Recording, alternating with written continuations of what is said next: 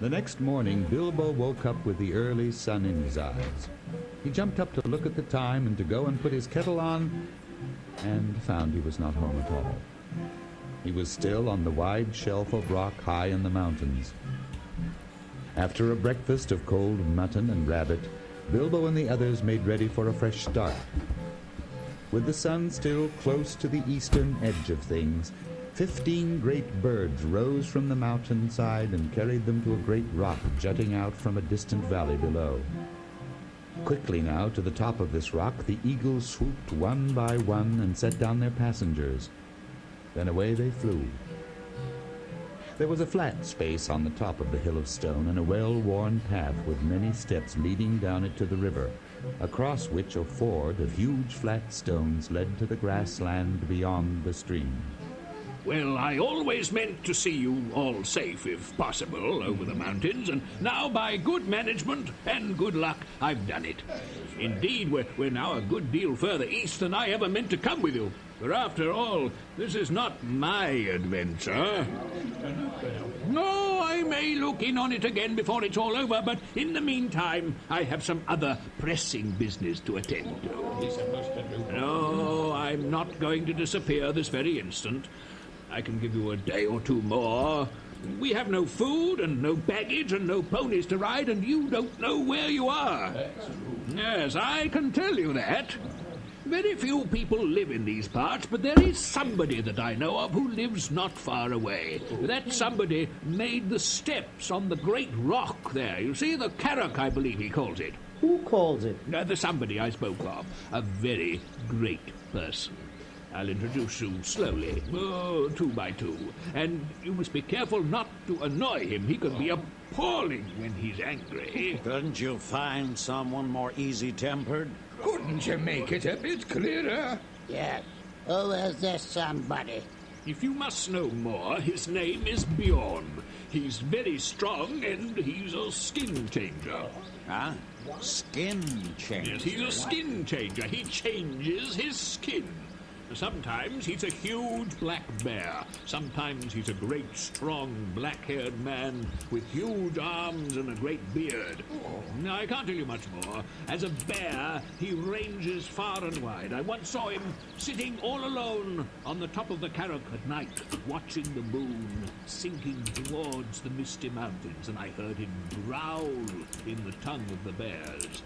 Well, we'd better be moving. We've a long walk before us.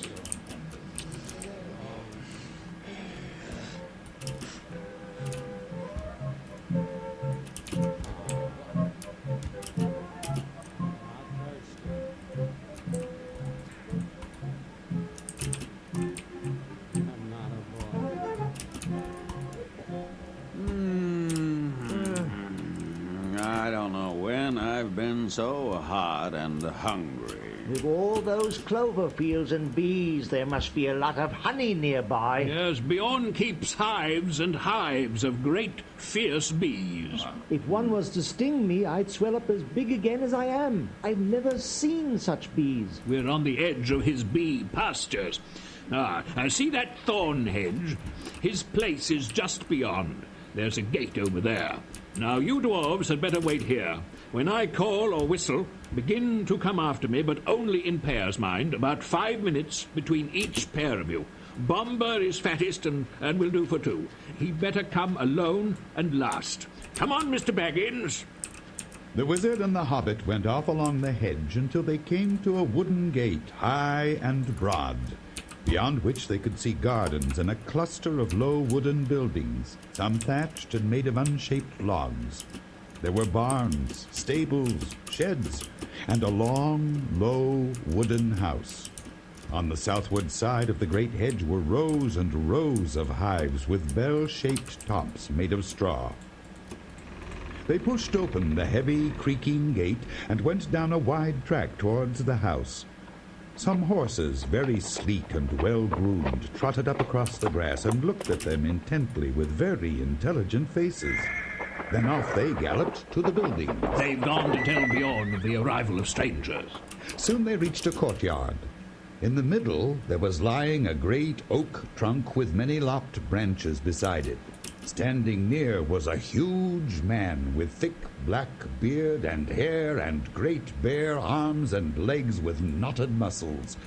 The horses were standing by him with their noses at his shoulder. Here they are. They don't look dangerous. You can be off.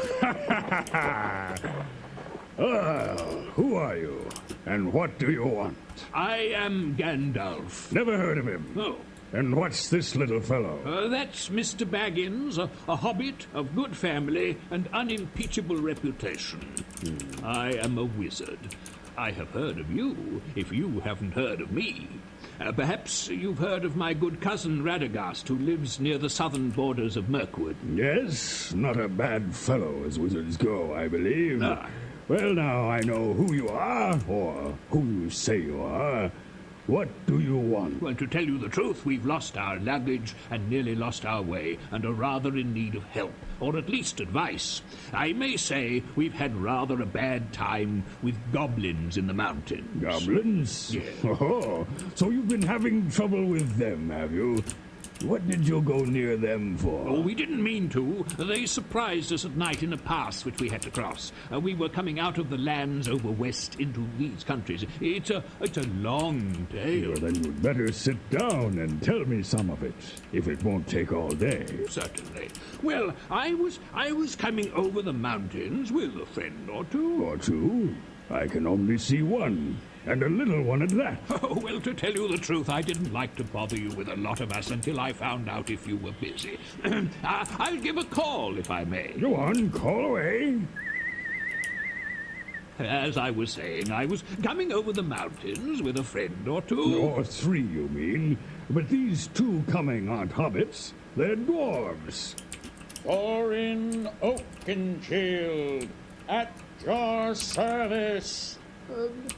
Dory, at your service. I don't need your service, thank you, but I expect you need mine. I'm not over fond of dwarves, but if it's true you're Thorin, son of Thrain, son of Thor, I believe, and that you're enemies of goblins and are not up to any mischief in my lands, what are you up to, by the way? Oh, they're on their way to visit the land of their fathers, away east beyond Mirkwood, and it's entirely an accident that we're in your lands at all. We were crossing by the high pass when we were attacked by the evil goblins, as I was about to tell you. Go on telling, then. Well, there was a terrible storm. The stone giants were out hurling rocks, and at the head of the pass we took refuge in a cave, the hobbit and I, and several of our companions. Do you call two several? Well, no. As a matter of fact, there were more than two. Well, where are they? Killed? Eaten? Gone home? Well, no. They don't seem all to have come when I whistled. Shy, I expect. Go on, whistle again. I'm in for a party, it seems, and one or two more won't make any difference. They came pretty quick. Where were you hiding? Come on, my jack-in-the-boxes. Nori at your service. Oriat. Thank you. When I want your help, I'll ask for it. Sit down, and let's get on with this tale, or it'll be supper time before it's ended. Oh, well, as soon as we were asleep, a crack at the back of the cave opened. Goblins came out and grabbed the hobbit and the dwarves and our troop of ponies. Troop of ponies? What were you, a circus? Or were you carrying lots of goods? Or do you always call six a troop? Oh, no. As a matter of fact, there were more than 6 ponies, for there were more than 6 of us, and well, here are 2 more. Troop was right. A fine comic one. Come in, my merry men. And what are your names? I don't want your service just now. Only your names. Balin? Dwalin. Now, go on with your story, wizard. Where was I? Oh, yes, I was not grabbed. I killed a goblin or 2 with a flash. Good. It's some good being a wizard, then. And slipped inside the crack before it closed. I followed down the main hall, which was crowded with goblins. The great goblin was there with 30 or 40 armed guards. I thought to myself, What can a dozen do against so many? A dozen? That's the first time I've heard 8 called a dozen. Or have you still got some more jacks that haven't yet come out of their boxes? Well, yes, there seem to be a couple more here now. A Feely and Keely, I believe. That's enough bowing and smiling. Sit down and be quiet. Now, go on, Gandalf. Well, I performed a bit of wizardry and caused the fire to fly up to the ceiling and then fall upon the goblins, allowing us to escape. After a lot of running, we counted ourselves and found that there was no hobbit. There were only 14 of us left. 14? That's the first time I've heard 1 from 10 leave 14. Oh. You mean 9? Or else you haven't told me yet all the names of your party. Well, of course, you haven't seen Owen and Glowin yet. And bless me, here they are. I hope you'll forgive them for bothering you. Oh, let them come. Let them all come. Hurry up. Come along, you two, and sit down. But look here, Gandalf. Even now, we've only got yourself and 10 dwarves and the hobbit that was lost. That only makes 11, plus 1 mislaid, and not 14, unless wizards count differently to other people. But please, get on with the tale. Well, we finally all escaped and made our way to the woods far from the goblins. But then a pack of wargs forced us to climb some trees. I tried to drive them off with some fireworks. Well, I wish I'd been there. I'd have given them more than fireworks. Oh, well, I did the best I could. There we were, with the wolves going mad underneath us and the forest beginning to blaze in places, when goblins came down from the hills and discovered us. They yelled with delight and made fun of us. 15 birds in 5 fir trees, they shouted. Good heavens. Yes. Don't pretend that goblins can't count. They can. What? 12 isn't 15, and they know it. And so do I. There were Biffer and Bofer as well. I haven't ventured to introduce them before, but here they are now. Oh, and here's Bomber, too. Well, now there are 15 of you. Yeah. And since goblins can count, I suppose that's all there were up in the trees. Now, perhaps we can finish this story without any more interruptions. Bilbo saw how clever Gandalf had been. The interruptions had really made Bjorn more interested in the story, and the story had kept him from sending the dwarves off at once like suspicious beggars. Bjorn never invited people to his house, but now he'd got 15 strangers sitting on his porch. When Gandalf finished his tale, Bjorn was pleased and invited them all to supper.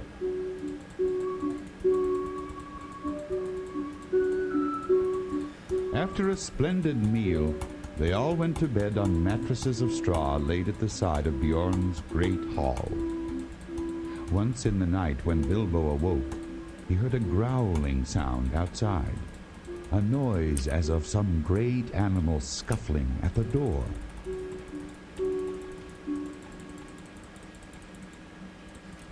The next morning, both Bjorn and Gandalf were gone.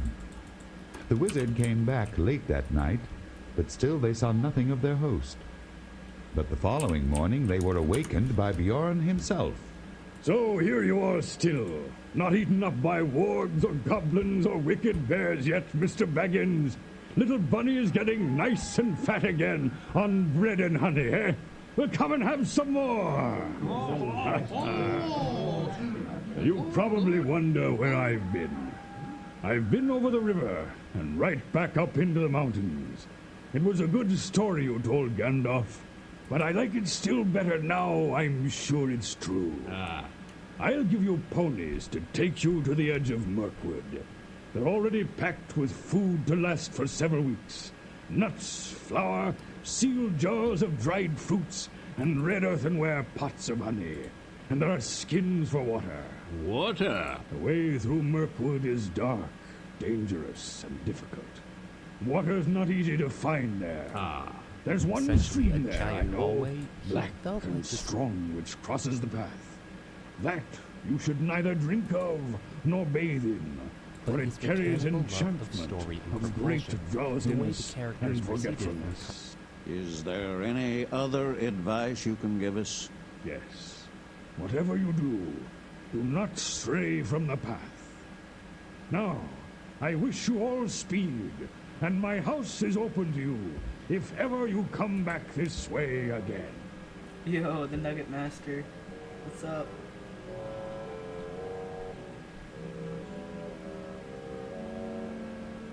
After their final meal with Bjorn, the little group set out again, following the directions given them by their host. For 4 days they traveled through pleasant fields and woods until they came to the borders of a great forest. There were no animals to be seen.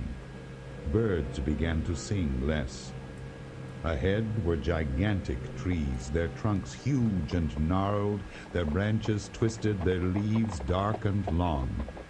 Ivy grew on them and trailed along the ground. Well, here is Mirkwood, the greatest of the forests of the northern world. I hope you like the look of it. Now you must send back those excellent ponies you've borrowed. Oh, why must we send them back just when we need them most? Oh. Bjorn is not as far off as you seem to think, and you'd better keep your promises, for he's a bad enemy. Let Mr. Baggins tell you what he saw last night. I thought it was the shadowy form of a great bear prowling along in the same direction as we are going. Mr. Baggins' eyes are sharper than yours. Bjorn has been with us to guide you and guard you, and to keep an eye on his ponies, too. You don't guess what kindness he has shown you in letting dwarves ride them so far and so fast, nor what would happen to you if you tried to take them into the forest. What about the horse he's loaned to you? What? You don't mention sending him back. I don't, because I'm not sending him. What about your promise, then? I'm not sending the horse back. I'm riding it.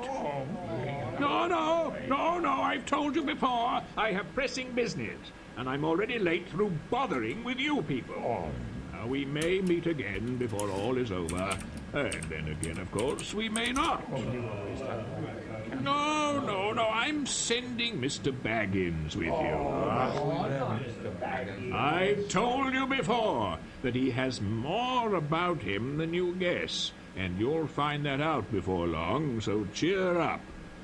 Now, goodbye, Thorin, and goodbye to you all. Straight through the forest is your way now. Don't stray off the track. If you do, it's 1,000 to 1 you'll never find it again, and never get out of Mirkwood. Do we really have to go through? Yes, you do. If you want to get to the other side, you must either go through or give up your quest. And I'm not going to allow you to back out now, Mr. Baggins. I'm ashamed of you for thinking of it. You've got to look after all these dwarfs for me. No, I didn't mean that. I meant, is there no way round? Oh, there is, if you care to go 200 miles or so out of your way north, and twice that south. Before you could get round Mirkwood in the north, you would be right among the slopes of the Grey Mountains, and they're simply stiff with goblins, hobgoblins, and orcs of the worst description. Yes. Now, before you could get rounded in the south, you'd get into the land of the necromancer. Yes, and even you, Bilbo, won't need me to tell you tales of that black sorcerer. I don't advise you to go anywhere near the places overlooked by his dark tower. Stick to the forest track. Keep your spirits up. Hope for the best, and with a tremendous slice of luck, you may come out one day and see the long marshes lying before you, and beyond them, high in the east, the lonely mountain where dear old Smog lives. Though I hope he isn't expecting you. Very comforting you are, to be sure. Yes. Goodbye. If you won't come with us, you'd better get off without any more talk. Well, goodbye then. Goodbye. Take care of yourself, and don't leave the path. Goodbye, and go away. Soon the wizard was out of sight. Now began the most dangerous part of all the journey. They each shouldered the heavy pack and water skin which was their share, and turned from the light that lay on the lands outside and plunged into the forest of Mirkwood.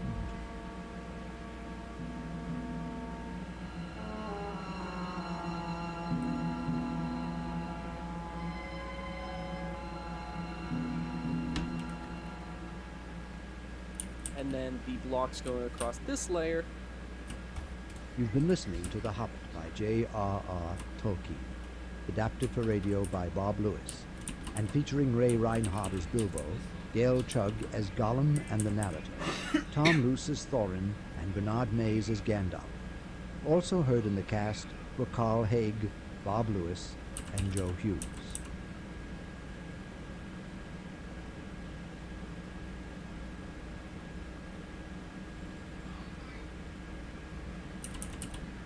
The Hobbit, Part 3, by J.R.R. Tolkien.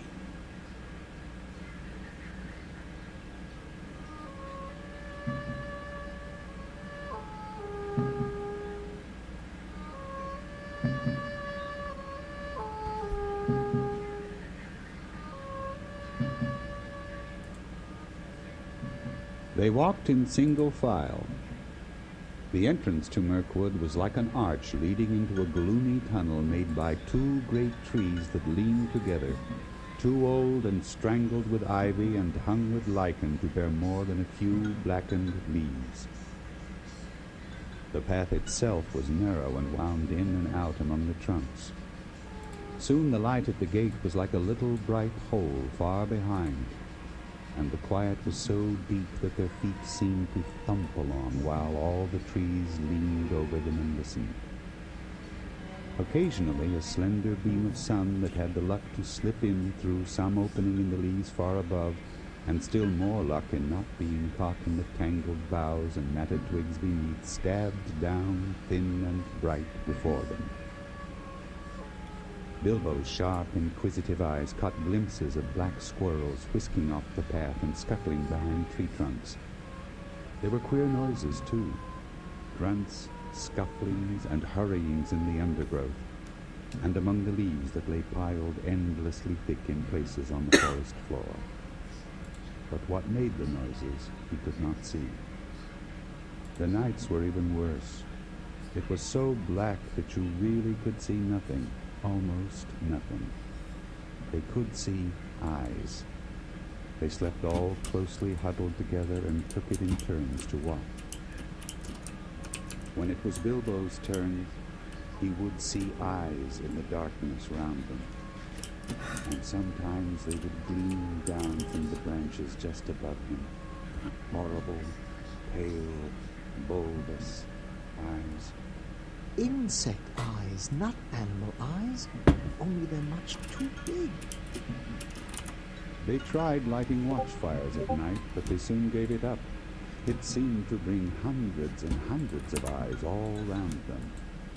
Worse still, it brought thousands of dark gray and black moths, some nearly as big as your hand, flapping and whirring round their ears. So they gave up fires and sat at night and dozed in the enormous, uncanny darkness. All this went on for what seemed to the Hobbit ages upon ages, and he was always hungry and thirsty. Then one day they found their path blocked by a running water. This must be the river Bjorn spoke of. The river of forgetfulness. Look at this. There's been a bridge across, but it's rotted and fallen. There's a boat against the far bank. Now, why couldn't it have been this side? How far away do you think it is? Not at all far. I shouldn't think above 12 yards. 12 yards? I should have thought it was 30 at least. But my eyes don't see as well as they did 100 years ago. Still, 12 yards is as good as a mile. We can't jump it, and we certainly don't want to try to swim it after what Bjorn told us. Can any of you throw a rope? Oh, what's the good of that? The boat's sure to be tied up even if we could hook it, which I doubt. I don't believe it's tied, though of course I can't be sure in this light. Dory's the strongest, but Feely's the youngest, and he has the best sight. Come here, Feely.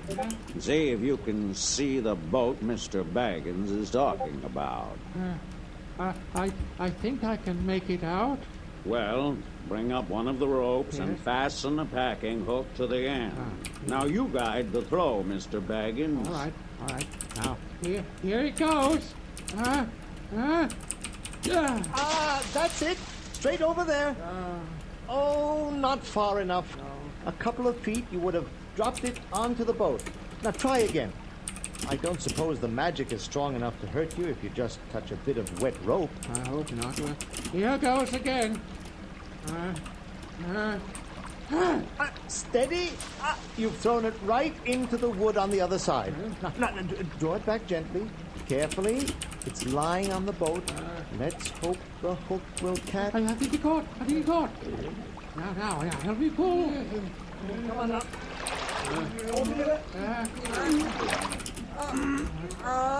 There it comes. Grab it, Mr. Barlin. Good. Well, it was tied after all. That was a good pull, my lads. And a good job that our rope was the stronger. Who'll cross first? I shall. And you'll come with me, and Feely and Balin. That's as many as the boat will hold at a time. After that, Keely and Owen and Glóin and Dory. And next Ori, Nori, Biffer and Bofer. And last, Dwalin and Bomb. I'm always last, and I don't like it. It's somebody else's turn today. Don't start grumbling against orders or something bad will happen to you.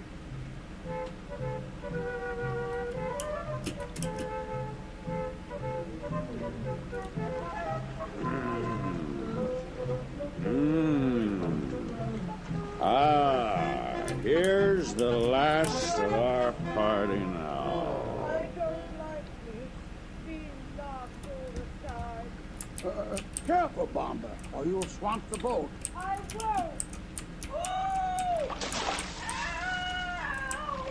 Bomber's fallen in. He'll drown. Quick, throw him the rope. Good. He's got it. Now, pull.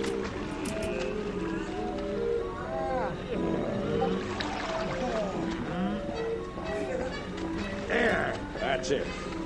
Pull him out. There we are. Is he dead? No. He's asleep. And smiling. It's just the work of the enchanted stream. Well, we'll just have to carry him. Oh, no. Bomber? Why, he's as heavy as any two of us.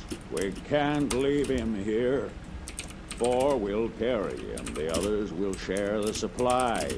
Oh, no. Yes. They were a gloomy party that started again along the dark path beyond the enchanted stream. For days they struggled, burdened with the heavy body of Bombur, who smiled in his sleep as if he no longer cared for all the troubles that vexed them.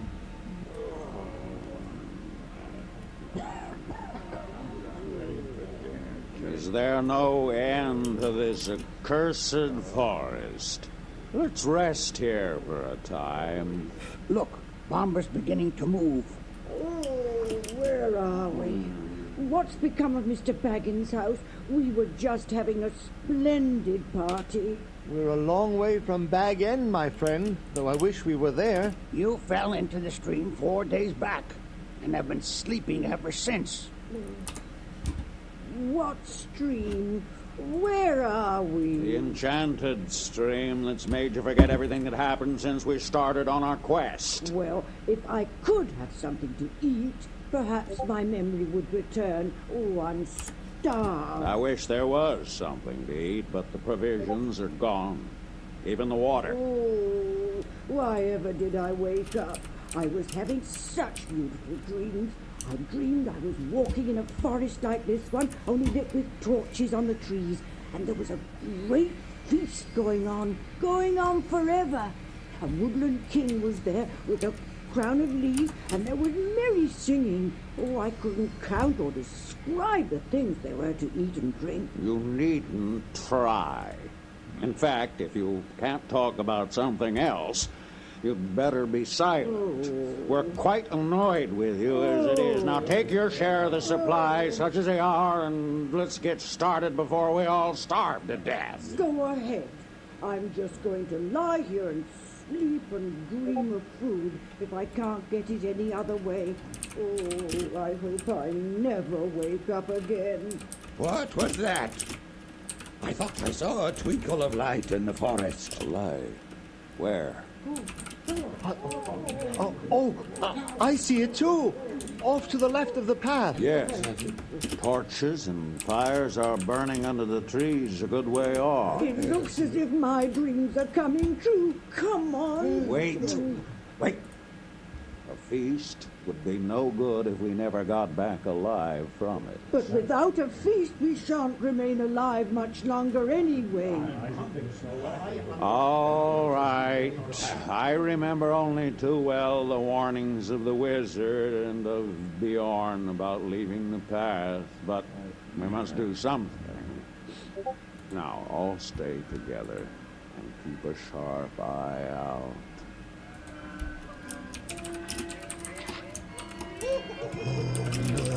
It is a feast. Smell the roast meat. Let's join them. As the hungry travelers scrambled forward into the circle of light with the one idea of begging for some food, all the lights went out as if by magic. They were lost in a completely lightless dark, and they could not even find one another. Not for a long time, at any rate.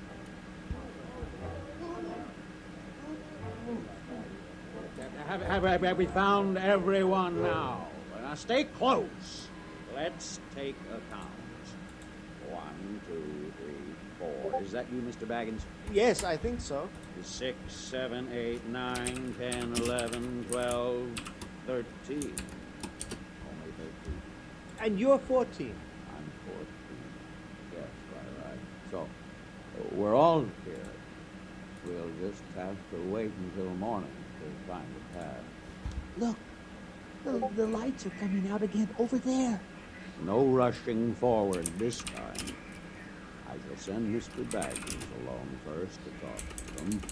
They won't be frightened. Remember, no one is to stir from hiding till I say. When they got to the edge of the circle of lights, they pushed Bilbo suddenly into the full blaze of the fire and torches. Out went all the lights again, and complete darkness fell.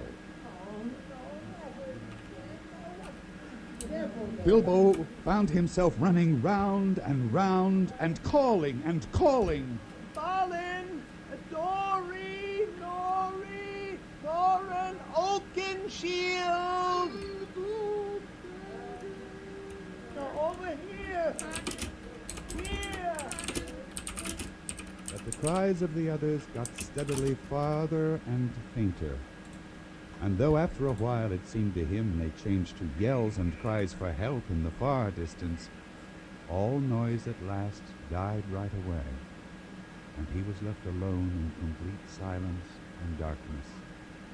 So he sat himself down with his back to a tree, and not for the last time fell to thinking of his far distant hobbit hole with its beautiful pantries. He was deep in thoughts of bacon and eggs and toast and butter, when he felt something touching. Something like a strong, sticky string was against his left hand. And when he tried to move, he found that his legs were already wrapped in the same stuff, so that when he got up, he fell over. What in the deuce? Let go of me! Get away! It was a great spider who had been busy tying him up. He could only see the thing's eyes, but he could feel its hairy legs as it struggled to wind its abominable threads round and round him. Then he remembered his sword and drew it out. The spider jumped back, and Bilbo had time to cut his legs loose. After that, it was his turn to attack. He struck with his sword right in the eyes. The great spider went mad and leaped and danced and flung out its legs in horrible jerks. The spider lay dead beside him. and his sword blade was stained black. Somehow the killing of the giant spider all alone by himself in the dark without the help of the wizard or the dwarves or of anyone else made a great difference to Mr. Baggins. He felt a different person and much fiercer and bolder in spite of his empty stomach. Sword, I will give you a name. I shall call you Sting. Now we had better go to the aid of the dwarves. First, I'll just slip on the ring in the event we meet any more spiders. So, with sword in hand, Bilbo picked his way stealthily in the direction from which the cries for help had come. At last he came upon a group of loathsome spiders who were speaking one to another. They were talking about the dwarves. Rather sharp struggle, but worth it. What nasty thick skins they have. But I'll wager there's good juice inside. They make fine eating when they've hung a bit. Don't tell them too long. They're not as fat as they might be. Kill them, I say. Kill them now and hang them dead for a while. Dead now, I bet. No, I saw one struggling just now. I saw you. See this fattest one. Whoa. No, it's the dwarves hanging in a row from that branch. That's poor old Bumber, I'll bet. The giant spider nipped hard at the nose that stuck out between the threads. Bombur yelled, and a toe shot up and kicked the spider straight and hard. There was a noise like the kicking of a flabby football, and the enraged spider fell off the branch, only catching itself with its own thread just in time. You're right. The meat is alive and kicking. I soon put an end to that. The angry spider climbed back onto the branch. Bilbo saw that he must do something. He was a pretty fair shot with a stone, and finding several lying nearby, he found some nice, smooth, egg-shaped ones. Just as the spider reached Bombur, Bilbo threw. The stone struck the spider plunk on the head, and it dropped senseless off the tree, flopped to the ground with all its legs curled up. The next stone went whizzing through a big web, snapping its cords and taking off the spider sitting in the middle of it. Whack! Dead! They couldn't see Bilbo, but they could make a good guess at the direction from which the stones were coming. As quick as lightning, they came running and swinging towards the hobbit, flinging out their long threads in all directions till the air seemed full of waving snares. Bilbo slipped away to a different place and began throwing more stones and shouting. Old fat spider spinning in a tree. Old fat spider can see me. At a cup, won't you stop? Stop your spinning and look for me. Old Tom Noddy, all big body. Old Tom Noddy can't spy me. At a cup, down you drop. You'll never catch me up your tree. Practically all the spiders in the place came after him. They were frightfully angry. Quite apart from the stones, no spider has ever liked being called Attercop, and Tom Noddy, of course, is insulting to anybody. When he had drawn the spiders farther and farther away from the dwarves, he yelled again. Lazy love and crazy cob are weaving webs to wind me. I'm far more sweet than other meat, but still they cannot find me. Here am I, naughty little fly, you are fat and lazy. You cannot shut me, though you try, in your cobwebs crazy. Again he dashed off with the spiders after him. Then, quieter than a mouse, he stole back to free the dwarves. He quickly scrambled up one of the spider ropes hanging from the tree, only to meet an old, slow, wicked, fat-bodied spider who had remained behind to guard the prisoners and had been pinching them to see which was the juiciest to eat. Before the spider knew what was happening, it felt the hobbit's sting and rolled off the branch dead. Then Bilbo began to cut away the threads wound round the first bundle. likely feely. There. Well, it is feely. You look like one of those funny toys bobbing on a wire. I don't feel at all well, Mr. Baggins. I should think not, what with the spider poison and hanging half the night in this tree. Now give me a hand with the others. The spiders will be back in a minute. Between them, they started to haul up first one dwarf and then another and slash them free. There were still 5 dwarves hanging at the end of the branch when the spiders began to come back, more full of rage than ever. Bilbo had taken off his ring when he rescued Feely, so now they all began to splutter and hiss. Will eat you and leave your bones and skin hanging on a tree. Yes, we will. Come on. Cut the others free while I keep the spiders off. Come down. Don't stay up there and be netted. They're swarming up all the neighboring trees. With hundreds of angry spiders goggling at them all round and about and above, it looked pretty hopeless.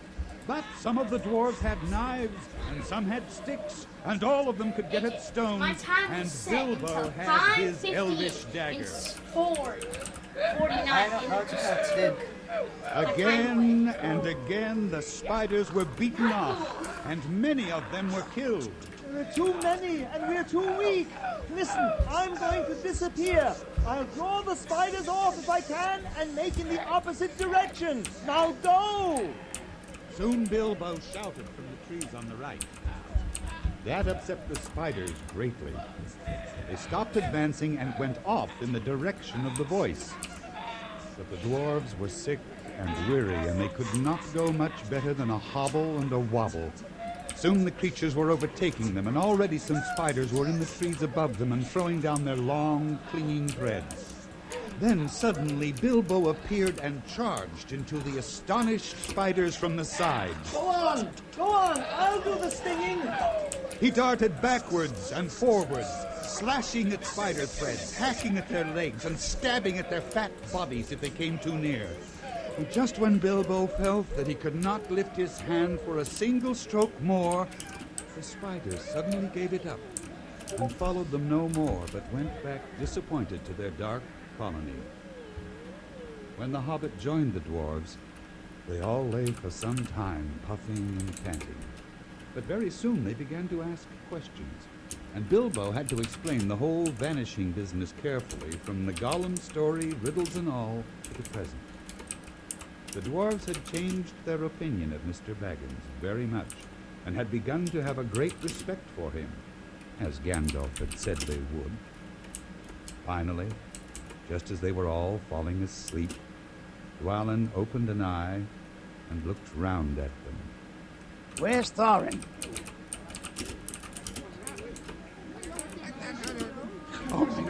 Thorin is gone! It was a terrible shock. Of course, there were only 13 of them, 12 dwarves and the hobbit. Where indeed was Thorin? They wondered what evil fate had befallen him, magic or dark monsters, and shuddered as they lay lost in the forest. There they dropped off, one by one, into uncomfortable sleep full of horrible dreams.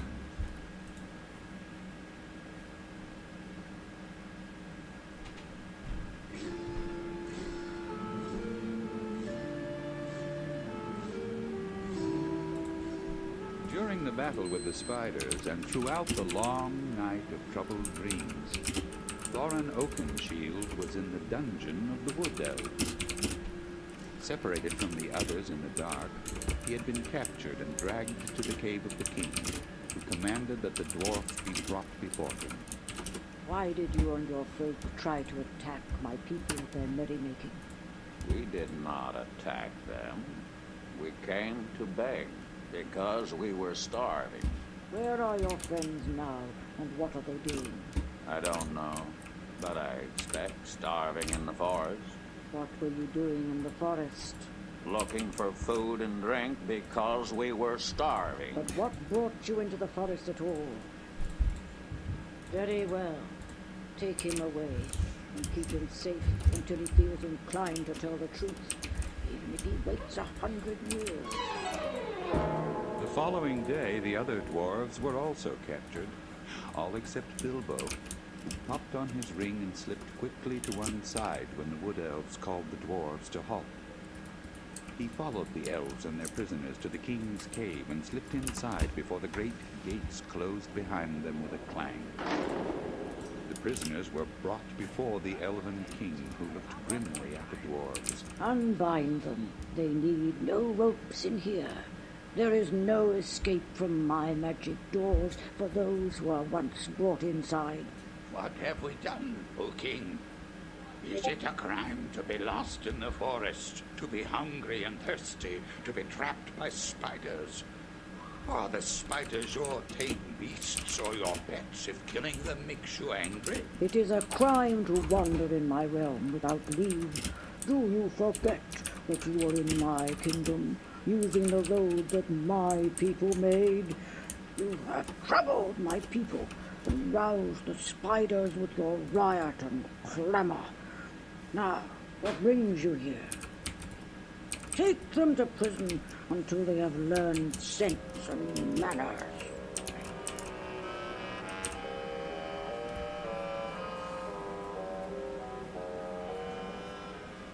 Each dwarf was put in a separate cell, and none was told that Thorin was also a prisoner of the king. It was Bilbo who found that out. After a week or two of sneaking about with the ring on, Bilbo managed to find out where each dwarf was kept. What was his surprise one day to overhear some of the guards talking and to learn that there was another dwarf in prison too, in a specially deep, dark place. He guessed at once, of course, that it was Thorin. Thorin Oakenshield, are you inside? Mr. Baggins, is that you? Yes, it is. Are you all right? For a prisoner. Are the others safe? They're locked in cells like this. How did you escape, Mr. Baggins? And how did you find me? I'll tell you all about it later. I have a plan to set us all free. The gates are locked by magic. There's another way out.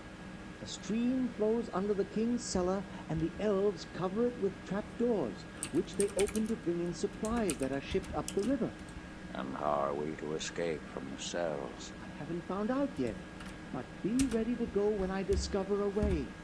For some time, Bilbo thought about the Watergate and wondered if it could be used for the escape of his friends.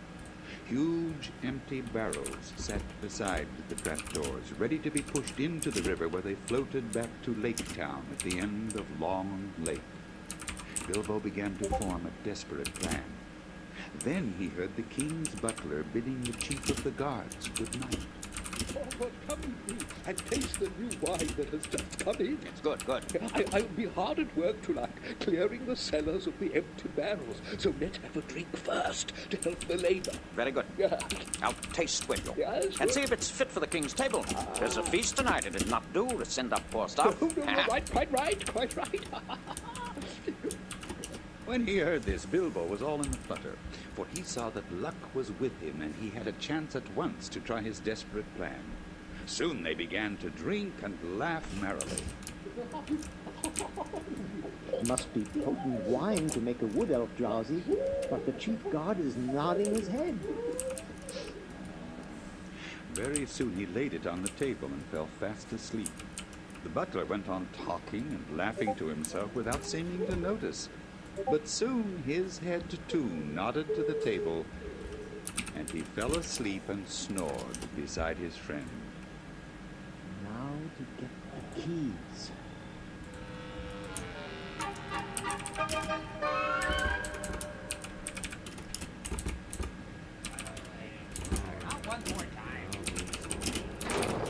But what are we going to do? No time now. Just follow me. But I'll keep together and stay out of sight. We've got to free Thorin. He's the last one, and his cell is not far from the cellars. I don't know why we're going this way. Don't argue. There's a good fellow. Psst. Thorin. Mr. Baggins. Come out quietly. On my word. Gandalf spoke true as usual. A pretty fine burglar you make, it seems, when the time comes. Follow me and stay together. I'm sure we're all at your service, whatever happens after this, Mr. Baggins. This way.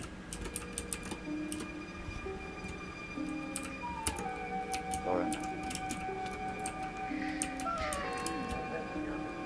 This way, this way.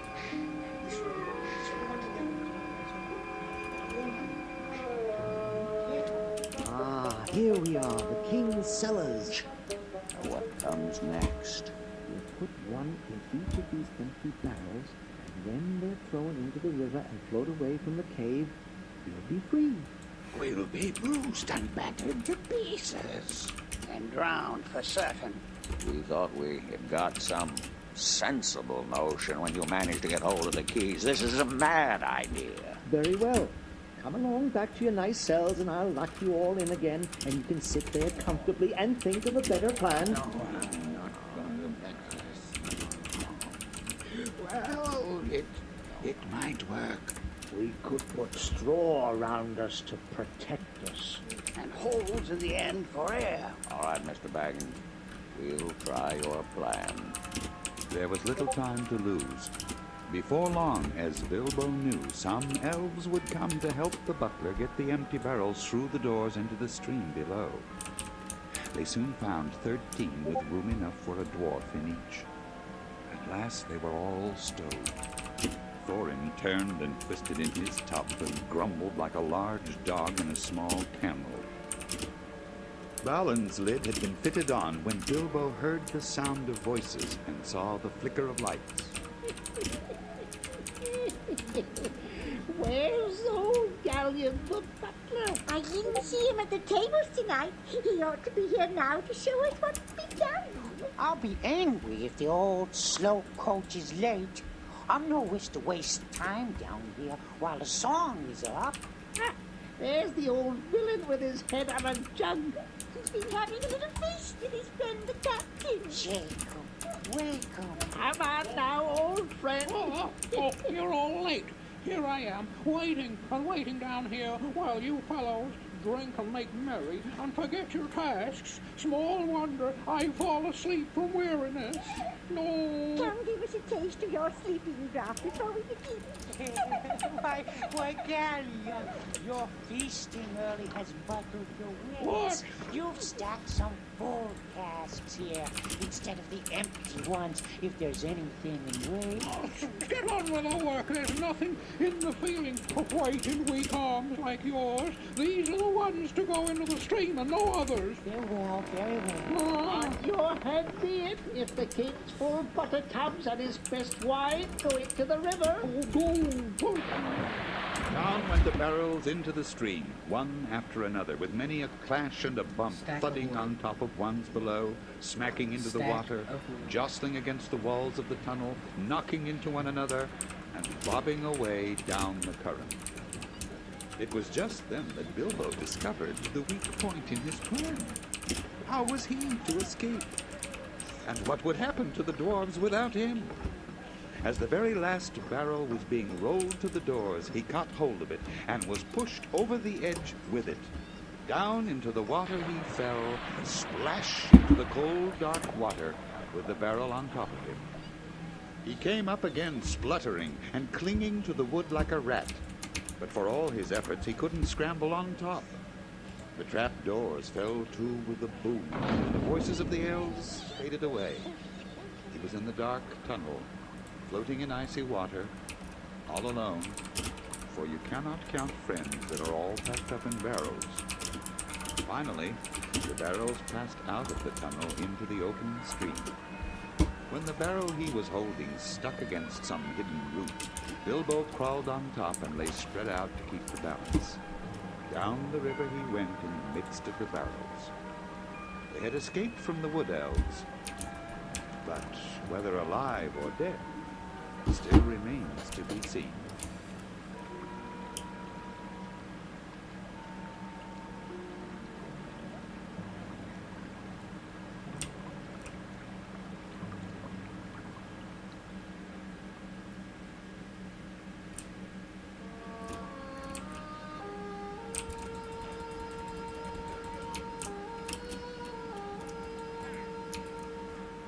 It was a good thing Bilbo kept his ring on while he floated down the river on the barrels.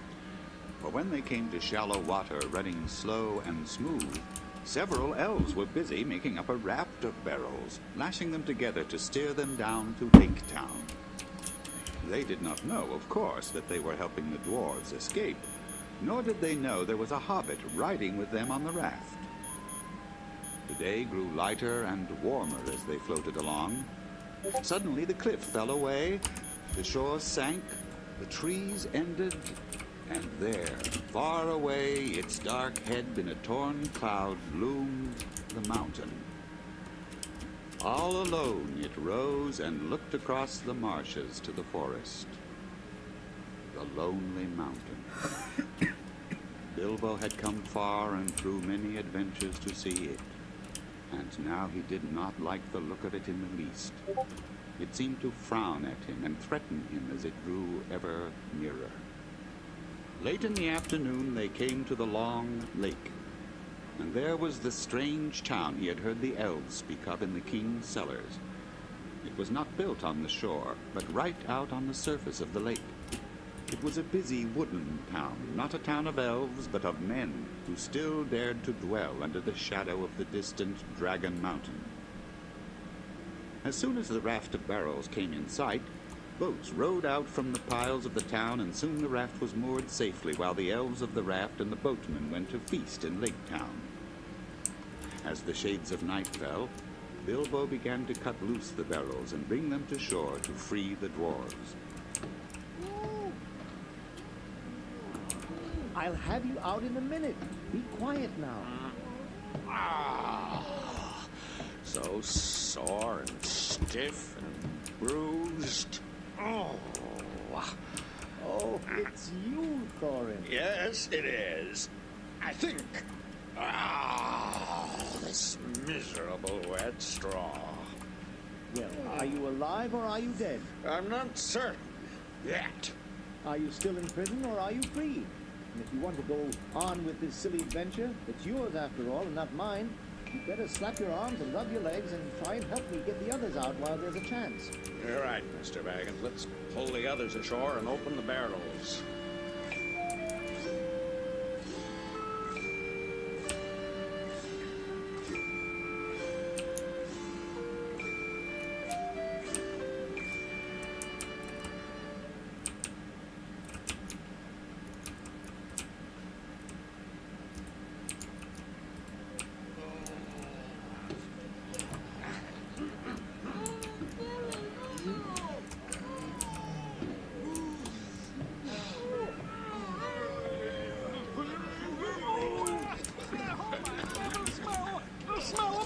Again! My tub was full of it. The smell apples everlastingly when you can scarcely move and are cold and sick with hunger is maddening. I could eat anything in the wide world now for hours on end, but not an apple. Well, here we are, and I suppose we ought to thank our stars and Mr. Baggins. I'm sure he has a right to expect it. Oh, I wish he could have arranged a more comfortable journey. No doubt we shall feel properly grateful when we're fed and recovered. And in the meanwhile, what's next? I suggest Lake Town. Well, what else is there? Nothing else could, of course, be suggested. So, leaving the others, Thorin and Fili and Kili and the Hobbit went along the shore to the great bridge that connected the floating town with the shore. The guards were drinking and laughing by a fire in their hut, and did not hear the noise of the unpacking of the dwarves or the footsteps of the 4 scouts. Their astonishment was enormous when Thorin Oakenshield stepped in through the door. Who are you? And what do you want? Thorin, son of Thrain, son of Thror, king under the mountain. I have come back. I wish to see the master of your town. And who are these? Who are these? Fili and Kili of the race of Jordan, and Mr. Baggins, who has traveled with us out of the west. If you come in peace, lay down your arms. We have none. We have no need of weapons, who return at last to our own as spoken of old. Take us to your master. He is at feast. And all the more reason for taking us to him. We're worn and famished after a long road, and we have sick comrades. All right, follow me then.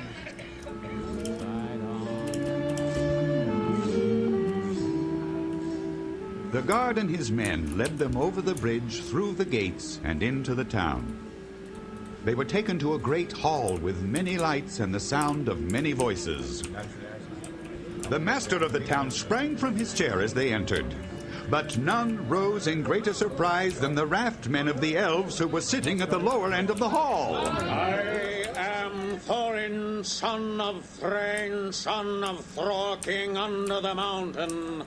I return. These are prisoners of our king that have escaped, wandering vagabond dwarves that could not give any good account of themselves, sneaking through the woods and molesting our people. Is this true? It is true that we were wrongfully waylaid by the Elven King and imprisoned without cause as we journeyed back to our own land. But luck nor bar may hinder the homecoming spoken of old. Nor is this town in the Wood Elves' realm. I speak to the master of the town of the men of the lake, not to the raft men of the Elven King.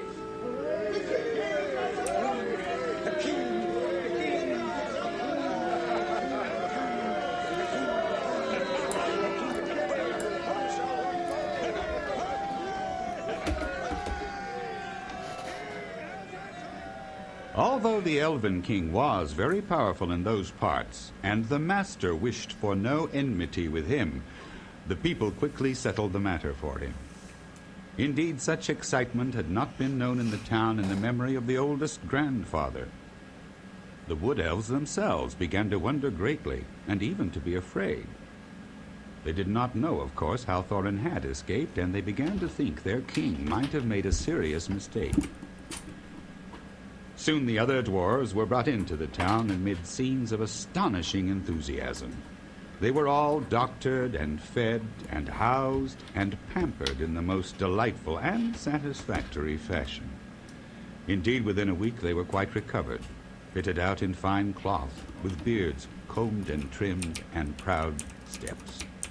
Thorin looked and walked as if his kingdom was already regained and Smaug chopped up into little pieces.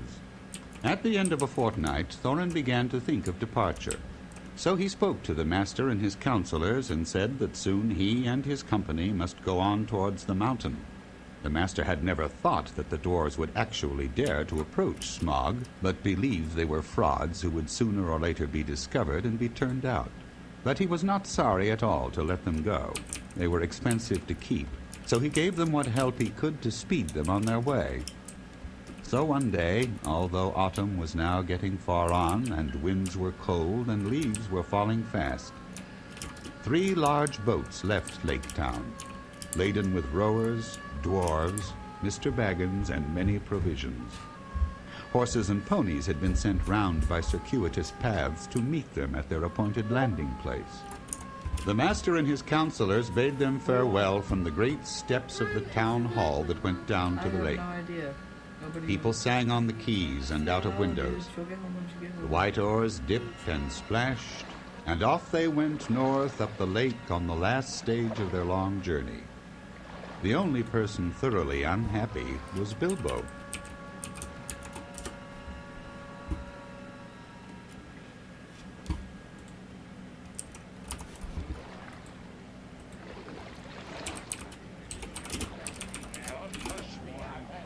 In 2 days' going, they rode right up the long lake and passed out into the river running. And now they could all see the lonely mountain, towering grim and tall before them. At the end of the 3rd day, some miles up the river, they drew into the western bank and disembarked. Here they were joined by the horses with other provisions and necessaries, and the ponies for their own use that had been sent to meet them. We'll camp here for the night and begin our journey in the morning. Will you stay with us tonight before returning to Lake Town? Not so near the shadow of the mountains.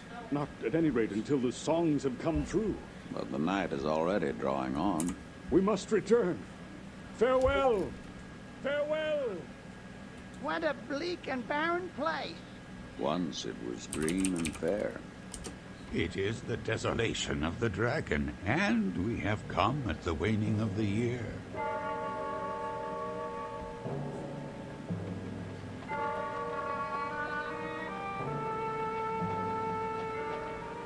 It was a weary journey. There was no laughter or song or sound of harps, and the pride and hopes which had stirred in their hearts at the singing of old songs by the lake died away to a plodding gloom.